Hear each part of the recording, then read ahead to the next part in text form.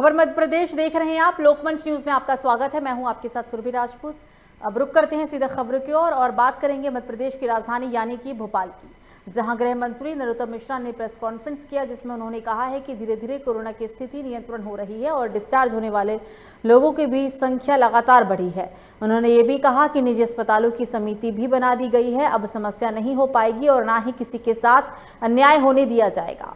उन्होंने कमलनाथ पर निशाना साधते हुए कहा कि पश्चिम बंगाल में जिस तरह से हिंसा, हत्या और बलात्कार हुआ, ये वही कमलनाथ है जो संजय गांधी के मित्र हैं। कमलनाथ राहुल जी को नेता नहीं मानते, हो सकता है उन्हें ममता बनर्जी ने अपना नेता नजर आ रहा हो।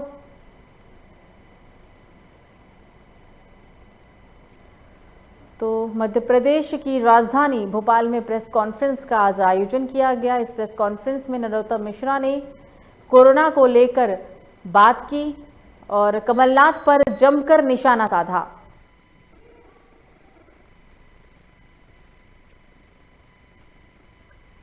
कमलनाथ हैं जो संजय गांधी के मित्र हैं, ये कहना था नरोत्तम मिश्रा का। कमलनाथ राहुल जी को नेता नहीं मानते हैं, हो सकता है उन्हें ममता बनर्जी में अपना नेता नजर आ रहा हो।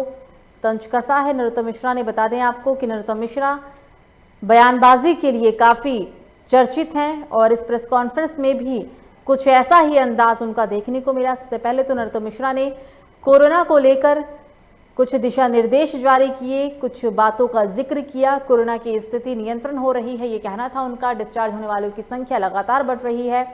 निजी अस्पतालों की समिति भी बना दी गई है। अब समस्या नहीं हो पाएगी और किसी के साथ किसी भी तरह का कोई अन्याय नहीं होगा। उन्होंने कमलनाथ सरकार पर जमकर निशाना साधते हुए कहा कि पश्चिम बंगाल में जिस तरह से हिंसा, हत्या और बलात्कार हुआ, ये वही कमलनाथ है जो संजय गांधी के मित्र हैं। उन्होंने ये भी कहा कि कमलनाथ राहुल गांधी को नेता नहीं मानते हैं, हो सकता है कि ममता बनर्जी में उन्हें अपना नेता दिखाई दे रहा हो।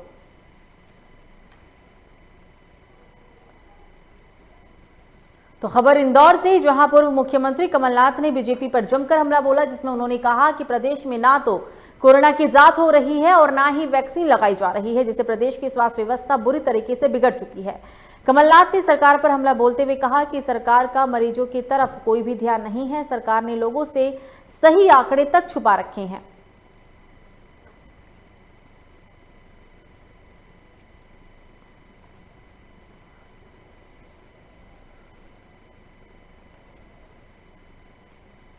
तो कमलनाथ ने जमकर बीजेपी पर निशाना साधा था। बयानबाजी का दौर चालू है, ये आपको बता रहे हैं हम। पूरी खबर मध्य प्रदेश के इंदौर से।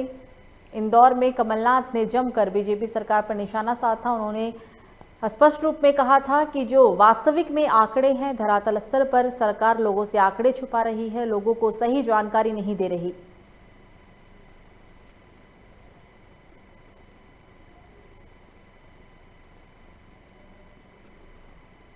कमलनाथ ने कहा कि प्रदेश में ना कोरोना वैक्सीन है और ना ही कोरोना की जांच की जा रही है। प्रदेश की स्वास्थ्य व्यवस्था पूरी तरीके से बिगड़ चुकी है। कमलनाथ ने सरकार पर हमला बोलते हुए कहा कि सरकार का मरीजों की तरफ कोई भी ध्यान नहीं है। सरकार ने लोगों से सही आंकड़े तक छिपा रखे हैं।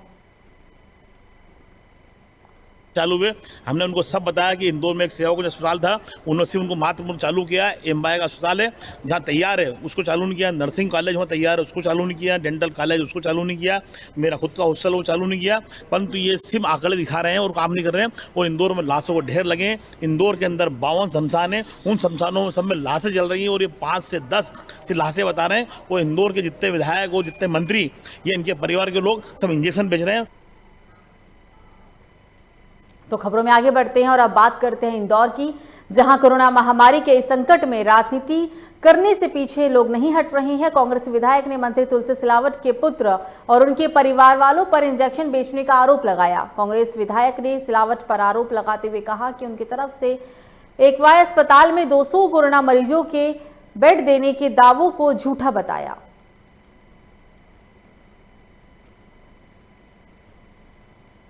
तो आरोप प्रत्यारोप का दौर जारी है। पूरा मामला हमने आपको इंदौर से बताया था। खबरों में आगे बढ़ते हैं और बात करते हैं अगली खबर की। अगली खबर नरसिंहपुर से, जहां देश में कोरोना महामारी से लोगों का बुरा हाल है।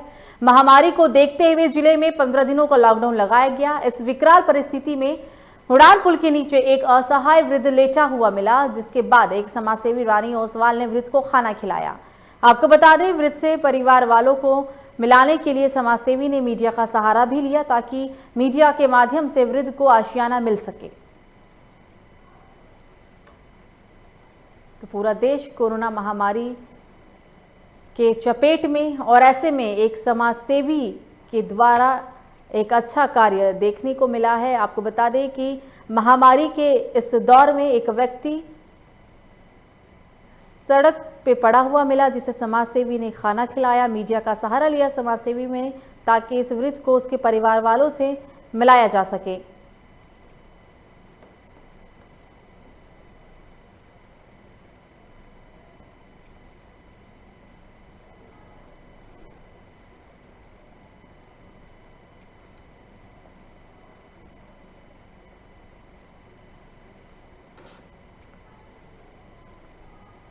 तो खबर इंदौर से, जहां कोरोना महामारी के इस संकट में राजनीति करने से लोग पीछे नहीं हट रहे हैं। कांग्रेस विधायक ने मंत्री तुलसी सिलावट के पुत्र और उनके परिवार पर इंजेक्शन बेचने का आरोप लगाया। कांग्रेस विधायक ने सिलावट पर आरोप लगाते हुए कहा कि उनकी तरफ से एमवाय अस्पताल में 200 कोरोना मरीजों के बेड देने के दावों को झूठा बताया।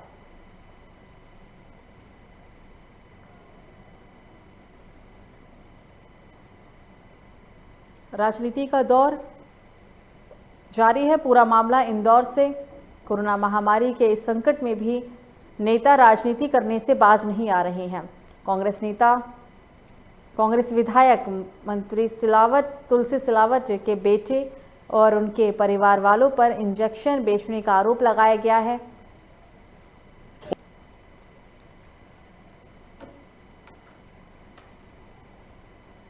चालू हुए, हमने उनको सब बताया कि इंदौर में एक सेवा कुंज अस्पताल था, उन्होंने सिर्फ उनको मात्र चालू किया। एमवाय का अस्पताल है जहाँ तैयार है उसको चालू नहीं किया। नर्सिंग कॉलेज वहाँ तैयार है उसको चालू नहीं किया। डेंटल कॉलेज उसको चालू नहीं किया।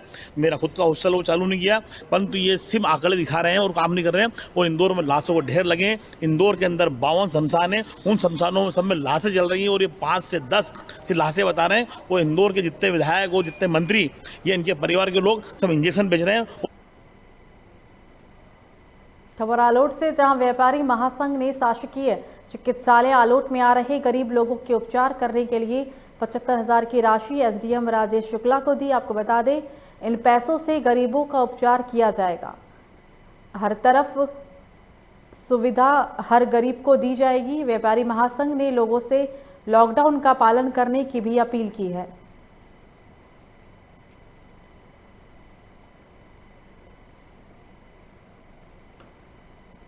आज हमारे जो यहाँ पे रोगी कल्याण समिति है और माननीय विजन साहब और बीएमओ साहब है, यहाँ पे शासन द्वारा राशि दी जा रही है। लेकिन कुछ छोटे मोटे जो परेशानियाँ देखने में आता है, जैसे पेशेंट को यहाँ पे रेफ़र किया जा रहा है, तो हर एक पेशेंट को हम लोग जहाँ भी रेफ़र करना जावरा रतलाम, तो उसके लिए भी व्यवस्था करनी पड़ती है। और भी सारे जो हमारे यहाँ पे 15 से 20 बेड यहाँ पे उनको नाश्ता खाने होने की जो एक्स्ट्रा व्यवस्था है, उनके लिए यहाँ पे हमारे व्यापारी एसोसिएशन ने।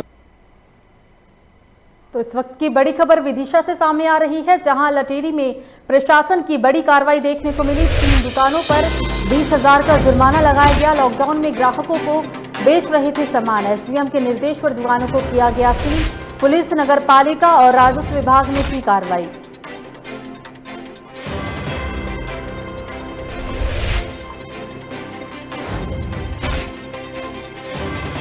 लॉकडाउन में भी अवैध रूप से सामान को बेचा जा रहा था। ये पूरा मामला आपको हम बता रहे हैं विदिशा से। लटेरी में पुलिस प्रशासन की बड़ी कार्रवाई देखने को मिली है। 3 दुकानों पर 20,000 का जुर्माना लगाया गया है। लॉकडाउन में ग्राहकों को अवैध रूप से सामान बेचे जा रहे थे। एसडीएम के निर्देश पर दुकानों को सील कर दिया गया। पुलिस, नगर पालिका और राजस्व विभाग ने बड़ी कार्रवाई की।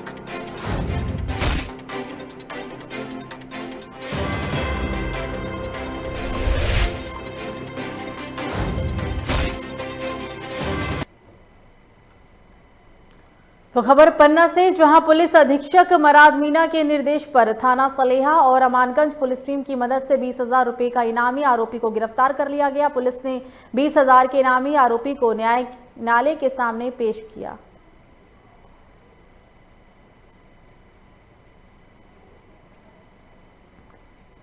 तो पूरा मामला आपको बता रहे हैं आपके टीवी स्क्रीन पर पन्ना से।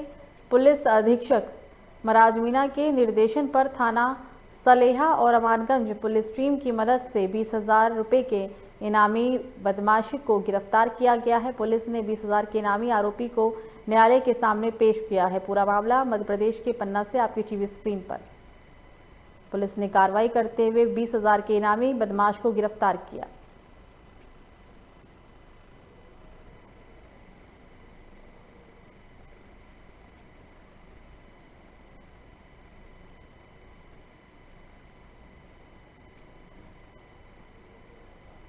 तो बालोद जिला प्रशासन हर मामले में फिसड्डी साबित हो रही है और कुंभकर्णी की नींद सो रहा है। आपको बता दें कि कोरोना महामारी चरम सीमा पर पहुंच चुका है। प्रशासन हाथ पर हाथ धरे बैठा है। कोरोना के द्वितीय चरण को लेकर प्रशासन उदासीन नीति अपनाया हुआ है। जिले में कोई उचित प्रबंध सरकारी तंत्र द्वारा नहीं किया गया, जिससे लोगों को इस महामारी में अनेकों परेशानियों से गुजरना पड़ा। जिला प्रशासन सही समय पर सही कदम उठाती तो आज स्थिति कुछ और होती और ऐसा नहीं हुआ होता।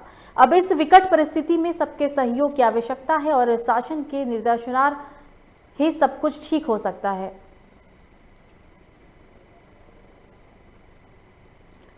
तो छत्तीसगढ़ के बालोद जिले का हम आपको ये पूरा मामला बता रहे हैं। बालोद जिला प्रशासन हर मामले में पूरी तरीके से विफल साबित हो रहा है। कोरोना महामारी चरम सीमा पर पहुंच चुका है। प्रशासन कार्य करने में कहीं ना कहीं सक्षम नहीं है। जो हम आज पीछे चला था, जेकर कारण आज जो बालोद क्षेत्र में इतना जो मरीज पाए गए, आज मरीज के कारण आज जो घर जा समझा थे वो पहली हो जाना रही थे। शासन प्रशासन को चाहिए कि जनता कैसे रहे, जनता सुरक्षित कैसे टाइप से रहे। वो मतलब पहली से कुछ न कुछ खबर दी सोई, जो कार्यक्रम दी से ओला अभी रोक लगा थे, वो कार्यक्रम ला जो पहली भी रोक लगा रही तो आज ये समस्या है वो कम से कम ज्यादा ना हो गई, कम तो हो रही। जो ऑक्सीजन की कमी है ओला तो संपूर्ण रूप से हो जाना चाहिए भाई, काबर की मरीज ला अभी ऑक्सीजन के सबसे ज्यादा जरूरत है। तो इस वक्त की बड़ी खबर शाजापुर से सामने आ रही है। पुलिस ने की बड़ी कार्रवाई, 7 अलग अलग जगहों पर की गई कार्रवाई। धारा 144 का उल्लंघन करने वालों पर हाईकोर्ट, सब्जी मंडी सहित मटन दुकान संचालन पर भी हुई कार्रवाई। कोरोना गाइडलाइन का उल्लंघन करना पड़ा महंगा, मास्क न लगाना व्यापारी को पड़ा महंगा।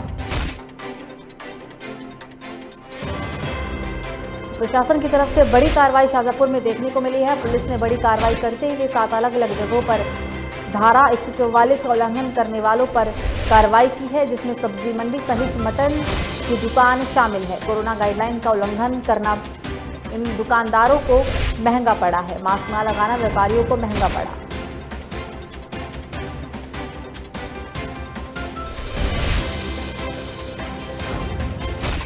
धारा 144 का उल्लंघन किया गया। उल्लंघन करने वालों पर सख्त कार्रवाई देखने को मिली। कोरोना गाइडलाइन का उल्लंघन करना व्यापारियों को महंगा पड़ा है, मास्क न लगाना व्यापारी को काफी महंगा पड़ा।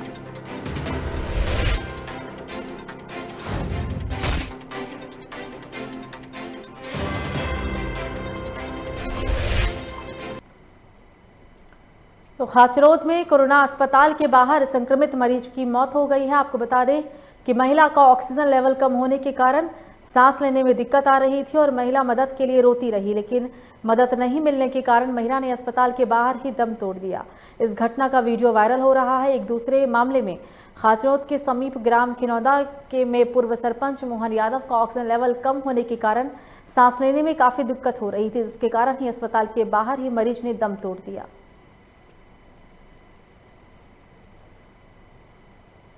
तो ये पूरा मामला मध्य प्रदेश के खाचरोद का आपके टीवी स्क्रीन पर। तो देखिए, कोरोना महामारी से पूरे देश में हाहाकार है। लोग ऑक्सीजन की कमी की वजह से अपनी जान से हाथ धो रहे हैं। एक और मामला, एक और दुखद तस्वीर मध्य प्रदेश की खाचरोद से।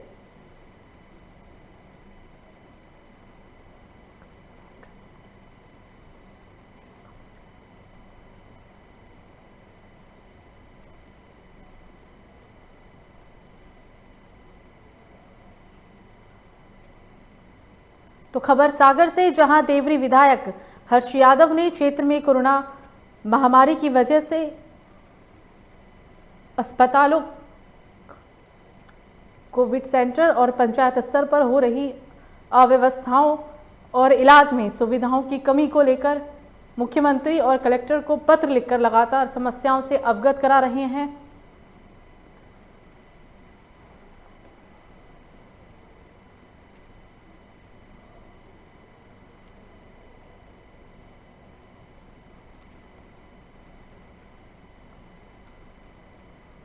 सीओ जिला पंचायत ने ग्राम पंचायत खासखेड़ा में चल रहे कोविड केयर सेंटर का निरीक्षण किया है। पूरा मामला आपको मध्य प्रदेश के सागर से बता रहे हैं। देवरी विधायक हर्ष यादव ने क्षेत्र में कोरोना महामारी की वजह से अस्पतालों, कोविड सेंटर और पंचायत स्तर पर हो रही अव्यवस्थाओं और इलाज में सुविधाओं की कमी को लेकर मुख्यमंत्री और कलेक्टर को पत्र लिखकर लगातार समस्याओं से अवगत कराया।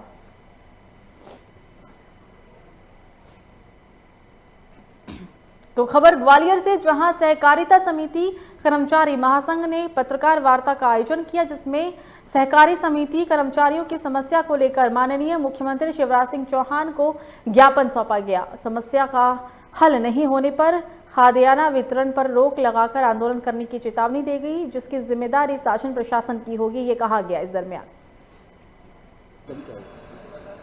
आज माननीय अरविंद भदौरिया जी, सहकारिता मंत्री मध्य प्रदेश शासन के द्वारा दूरभाष पर चर्चा हुई।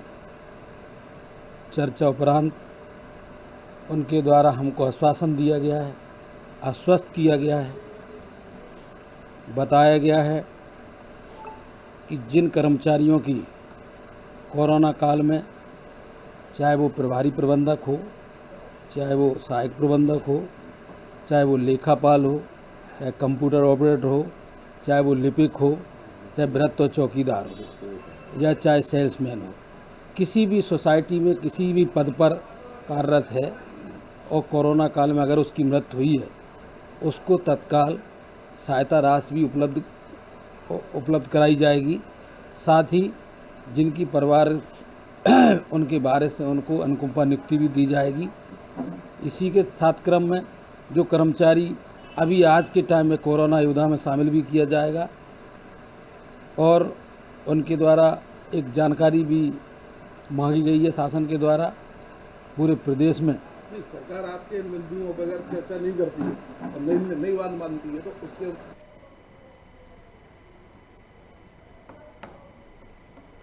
तो अगली बड़ी खबर भोपाल से सामने आ रही है। जुड़ा हड़ताल पर बोले चिकित्सा और शिक्षा मंत्री विश्वास सारंग।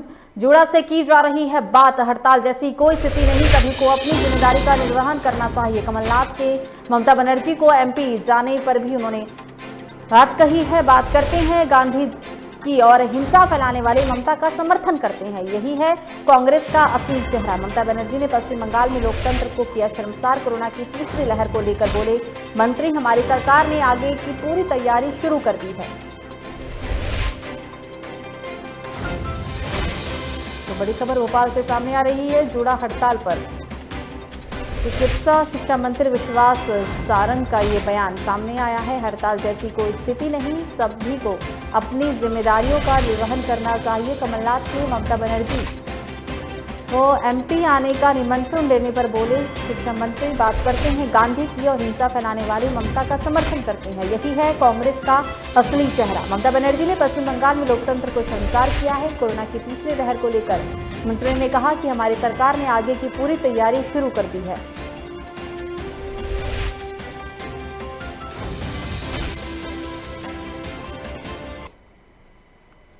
तो बालाघाट के परसवाड़ा थाने के ग्राम बड़गांव से लगे जटाल जलाशय के वाल्व से एक अज्ञात महिला का शव संदिग्ध अवस्था में पुलिस ने बरामद किया। आपको बता दें कि अज्ञात महिला का शव 3 से 4 दिन पुराना प्रतीत हुआ।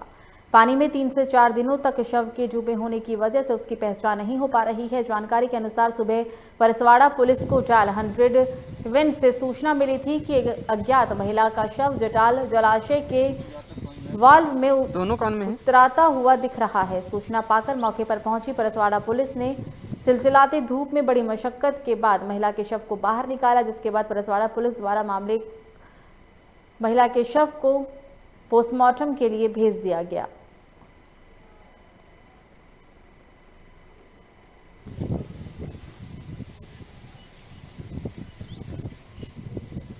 एक वीडियो हमने देखा है जिसमें दिखाया जा रहा है कि शराब की दुकान में शराब बिक रही है। हमारे द्वारा समय समय पर वहाँ पे राउंड लिया जा रहा है, वहाँ पे चेकिंग भी लगाई जा रही है, परंतु ऐसे कोई तथ्य सामने नहीं मिले हैं। उसके बावजूद जब भी जानकारी मिली है, अगर कोई वहाँ आसपास दारू बेच रहा है या उस पर हम कार्रवाई कर रहे हैं। इसके अतिरिक्त जो सरकारी शराब की दुकान है उसको आबकारी विभाग के द्वारा सील किया जाता है। अंदर हम कार्रवाई करने के लिए तो जबलपुर में लॉकडाउन के कारण भले ही सभी प्रकार की दुकानें बंद हो, लेकिन शराब की दुकानें शराब प्रेमियों को धड़ल्ले से शराब उपलब्ध कराई जा रही है। आपको बता दें कि विजयनगर हो या माढ़ोताल थाना, सभी जगह पर शराब माफिया पुलिस की नाक के नीचे अपना धंधा चला रहे हैं। दुकान बंद होने का दिखावा करके खिड़की से शराब बेची जा रही है। ऐसे ही चोरी छुपे शराब बेचने का वीडियो सोशल मीडिया पर वायरल हुआ। ये वीडियो माढ़ोताल थाने के सामने स्थित शराब की दुकान का है, जो सामने से बंद है, लेकिन इसके पीछे की दीवार में बनी छोटी सी खिड़की से शराब प्रेमी शराब खरीद रहे हैं।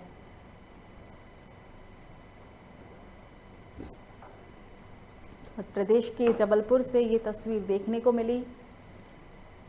शराब प्रेमियों की ये तस्वीर देखिए, जबलपुर से सामने आ रही है। शराब दिखावे के लिए बंद है शराब की दुकानें, लेकिन लोग फिर भी दुकान के पीछे बनी खिड़की से शराब खरीदते हुए नजर आ रहे हैं। सोशल मीडिया पर यह वीडियो जमकर वायरल हुआ। सक्षम नहीं है। हमने आबकारी विभाग को इसके संबंध में पत्र भी लिखा है और इसके अतिरिक्त जब भी हमें एक वीडियो हमने देखा है जिसमें दिखाया जा रहा है कि शराब की दुकान में शराब बिक रही है। हमारे द्वारा समय समय पर वहाँ पे राउंड लिया जा रहा है, वहाँ पे चेकिंग भी लगाई जा रही है, परंतु ऐसे कोई तथ्य सामने नहीं मिले हैं। उसके बावजूद जब भी जानकारी मिली है, अगर कोई वहाँ आसपास दारू बेच रहा है या उस पर हम कार्रवाई कर रहे हैं। इसके अतिरिक्त जो सरकारी शराब की दुकान है उसको आबकारी विभाग के द्वारा सील किया जाता है। अंदर हम कार्रवाई करने के लिए सक्षम नहीं हैं। हमने आबकारी विभाग को इसके संबंध में पत्र भी लिखा है और इसके अतिरिक्त जब भी हमें जानकारी मिल रही है, हम पुलिस फोर्स सिविल में यूनिफॉर्म में भेज के कार्रवाई करवा रहे हैं।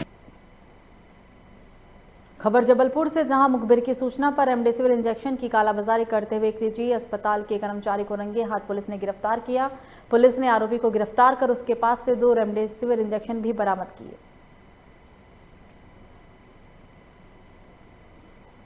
यहाँ थाना गोवलपुर में कल रात को मुखबिर से सूचना मिली थी कि 2 लड़के एक मोटरसाइकिल में हैं। ये रेमडेसिविर इंजेक्शन जो कि वर्तमान में एक आवश्यक अंग बन गया है।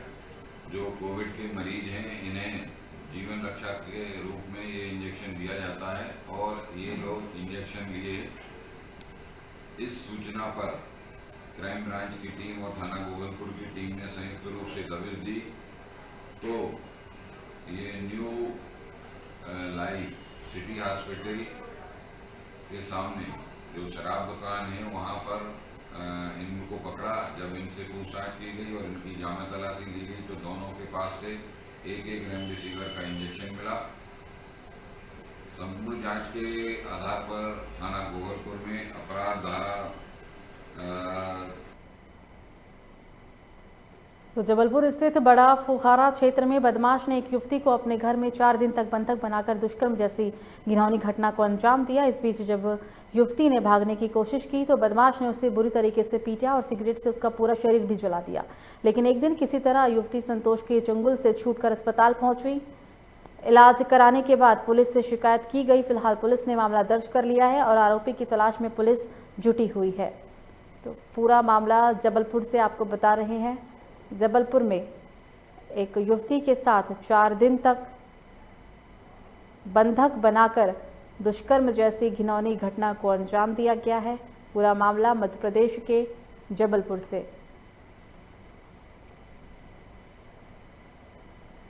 कल एक अपराध कायम हुआ था। एक पीड़ित महिला ने दर्ज कराया था कि बड़े महावीर के पास रहने वाला संतोष अग्रवाल ने इसके साथ मारपीट करके बलात्कार किया है अपने पास रखकर, जिसकी रिपोर्ट पर अपराध कायम किया गया है। आरोपी को संतोष अग्रवाल को भी हमने अभी रक्षा में ले लिया है। पूछताछ करके आगे की कार्रवाई की जा रही है।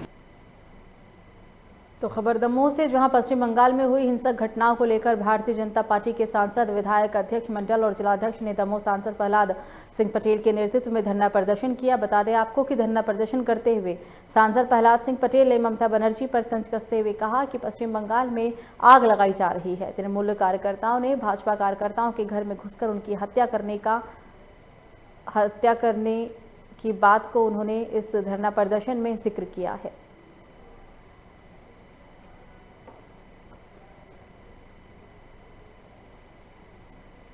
तो फिलहाल बुलेटिन में मुझे दीजिए इजाजत। लोकमंच न्यूज़ पर खबरों का सिलसिला जारी रहेगा। नमस्कार।